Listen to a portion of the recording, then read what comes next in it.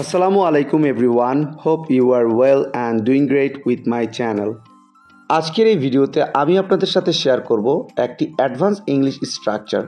So ভিডিওটি না টেনে শেষ অবধি দেখুন। সে ইংরেজি শিখবে ভাবছে, আমি তাকে সাহায্য করব ভাবছি, আমি ভাত খাবো ভাবছি, তারা কাজটি করবে ভাবছে। এই প্রতিটা বাক্যে যে জিনিসটা কমন আমরা দেখতে পাচ্ছি সেটা হলো ভাবছি।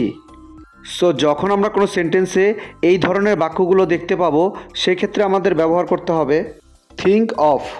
এই টাইপের বাক্যগুলোকে ইংলিশে বলতে হলে সেন্টেন্স স্ট্রাকচারটি হবে subject plus think of plus verb plus ING plus others. চলুন তাহলে এই স্ট্রাকচারটি দিয়ে এক্সাম্পলগুলি দেখা যাক। সে ইংরেজি শিখবে ভাবছে। হি thinks of learning English. He thinks of learning English. আমি তাকে সাহায্য করব ভাবছি। I think of helping him. I think of helping him. আমি ভাত খাবো ভাবছি। I think of eating rice. I think of eating rice.